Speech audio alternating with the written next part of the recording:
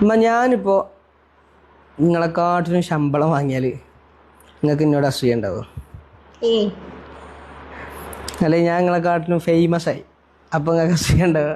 Famous ആണല്ലോ എന്നെക്കാട്ടിലും. എന്നോട് എല്ലാവരും അബ്ദുള്ളാന്റെ അമ്മേന്നാ ചോദിക്കൽ. അസൂയൊന്നുമില്ല. ഇനി ഇപ്പോൾ നിങ്ങളും ഉപ്പയും നമ്മളെ ഈ വീട് നിങ്ങൾ ഉണ്ടാക്കിയ വീടുണ്ടല്ലോ, ഇതിനേക്കാളും വലിയൊരു വീട് ഞാൻ ഉണ്ടാക്കി, അപ്പം നിങ്ങൾക്ക് അസൂയ ഉണ്ടാവുക? ഇതിനേക്കാളും വലിയ വീട് ഉണ്ടാക്കണല്ലോ, അതാണ് ഇപ്പൊ നമ്മളെ പൂതി. അപ്പോൾ ശരിക്ക് ലോകത്ത് നമ്മളോട് അസൂയ എന്ന് പറഞ്ഞത് ഒരിക്കലും ഉണ്ടാവാത്ത ഒരു വിഭാഗമുള്ളൂ. ശരിക്കും നമ്മളെ പെണ്ണുങ്ങൾക്ക്, നമ്മളെ സഹോദരന്മാർക്ക്, സുഹൃത്തുക്കൾക്ക്, സഹപ്രവർത്തകർക്ക് ഒക്കെ അസൂയ ഉണ്ടാവും. പക്ഷെ മാതാപിതാക്കൾ, ഉമ്മ ഉപ്പ, ഓൽക്ക് നമ്മളോട് ഒരിക്കലും അസൂയ ഉണ്ടാവില്ല. ഓൽക്ക് മാത്രം നമ്മളോട് ഒരിക്കലും അസൂയ ഉണ്ടാവില്ല, അല്ലേ? അതിന് ഉദാഹരണം ഖുറാനിൽ തന്നെ ഉണ്ടല്ലോ. യൂസുഫ് അലൈഹിസ്സലാം വന്നിട്ട് വാപ്പാനോട് പറയണ്ടേ, യാക്കൂബ് അലൈഹിസ്സലാം, യാ അബത്തി ഇന്നി റഅയ്തു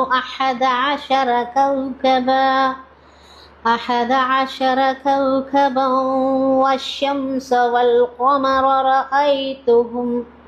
رأيتهم لي ساجدين. എന്താ അതിൻ്റെ അർത്ഥം എനിക്കറിയില്ലേ? അപ്പോൾ പിന്നെ സൂര്യനും ചന്ദ്രനും 11 നക്ഷത്രങ്ങളും പിന്നെ എൻ്റെ മുന്നിൽ സുജൂദിൽ വീഴുന്നത് ഞാൻ കണ്ടു, സ്വപ്നത്തിൽ കണ്ടു എന്നാണ് പറയണത്.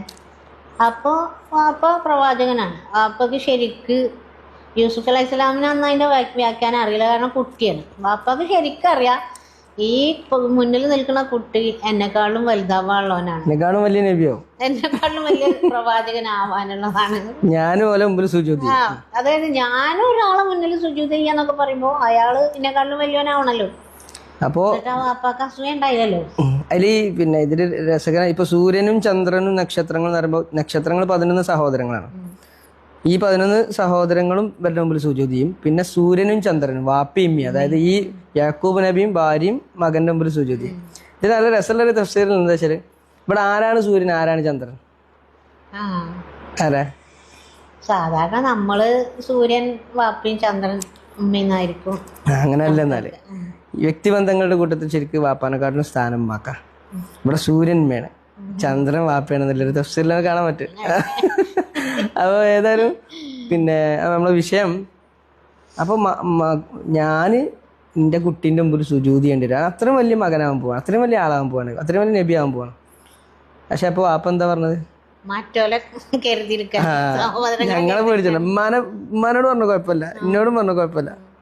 അടുത്തായിരുന്ന قال يا بني لا تقصص رؤياك على إخوتك فيكيدوا لك كيدا إن الشيطان للإنسان عدو مبين.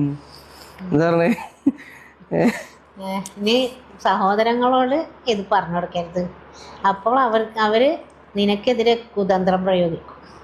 പിശാച് എപ്പോഴും മനുഷ്യന്റെ ശത്രുവാണ്. പിശാച് ഇവരെ അതിനിങ്ങനെ തോന്നിപ്പിക്കും. ഇപ്പൊ പറഞ്ഞ പോലെ തന്നെ സംഭവിച്ചു. സഹോദരങ്ങൾ എന്ത് ചെയ്ത് പിന്നീട് വധിക്കാൻ ആലോചിച്ചു, പൊട്ടക്കിണറ്റിലിട്ട് പോകുന്നു എന്നുള്ളതാണ്.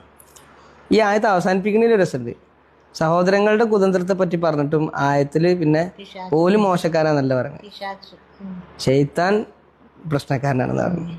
അപ്പം അതൊരു നമ്മളൊരാളെ ബ്ലെയിം ചെയ്യുകയാണെങ്കിൽ പോലും നമ്മൾ കാണിക്കേണ്ട ഒരു മാതൃകയാണ് ഇവിടെ. ശരിക്കും അയാൾ കുറ്റം ചെയ്തു നമുക്കറിയാം, എന്നാലും പറയാം അത് ഓൻ്റെ കുഴപ്പമല്ല, ഓന് നല്ല ആൾ തന്നെയാണ്. പക്ഷെ പിശാചിൻ്റെ പിന്നിൽ അവനെ പ്രലോഭിപ്പിച്ചാണ്. ഏതായാലും നമ്മൾ പോയിന്റ് ചുരുക്കി പറഞ്ഞാലും അസൂയ ആർക്കും ഉണ്ടാവും നമ്മളോട്. അപ്പോൾ അത് നമ്മൾ കരുതിയിരിക്കണം, അല്ലേ? നമ്മുടെ മനസ്സിൽ ആരോടും അസൂയ ഇല്ലാതിരിക്കാൻ നമ്മൾ ശ്രദ്ധിക്കുക. എല്ലാ സംഗതികളും എല്ലാവരോടും ഒന്നും അങ്ങനെ പറയും വേണ്ട. അത് ഒരു പാടാണ്. പറയണ്ടെന്ന് വാപ്പന്നെ പറഞ്ഞതേ. അപ്പോൾ നമ്മൾക്ക് പുരോഗതി ഉണ്ടാവുന്ന സംഗതിയാണെങ്കിലും അത് എല്ലാവർക്കും ഒന്നും ഇഷ്ടപ്പെട്ടോളന്നില്ല. നമ്മുടെ മുന്നിൽ തന്നെ നമ്മൾക്കുള്ള അസൂയലുകൾ ഉണ്ടാവാൻ സാധ്യത ഉണ്ട്. അതൊരുതി എല്ലാവരും നമ്മളോട് അസൂയുള്ളവരാണെന്ന് അങ്ങനെ കരുതിയിരിക്കണ്ട, ഉണ്ടായേക്കാം, അത്രേ ഉള്ളൂ. ഇപ്പം എല്ലാ അച്ചീവ്മെന്റ്സ് ഒന്നും നമ്മൾ ഈ സോഷ്യൽ മീഡിയയിലൊന്നും ഇടേണ്ട ആവശ്യമൊന്നുമില്ല, അല്ലേ? അല്ലെങ്കിൽ നടക്കാൻ പോണ സംഗതിനെ പറ്റി മറ്റേ കുറച്ച് ദുആ ചെയ്യാൻ അഭ്യർത്ഥിക്കും ചിലപ്പോൾ. പക്ഷേ ദുആ ചെയ്യണേക്കാളും ചിലപ്പോൾ അസൂയാലുക്കളേക്കും ഉണ്ടാവാം. അപ്പോൾ എന്താണ് അസൂയാലുക്കളെ നിങ്ങൾ ശ്രദ്ധിക്കണം, പ്രത്യേകിച്ച് ഹദീസൊക്കെ ഉണ്ടല്ലോ അല്ലേ, എങ്ങനെയൊക്കെ ശരി ഹാസിദ് ശരി ഹാസിദ് അസൂയാലും എന്തും ചെയ്യും ചിലപ്പോൾ, നമുക്ക് അറിയാത്ത രൂപത്തിൽ ചിലപ്പോൾ എന്തും ചെയ്യാറ്.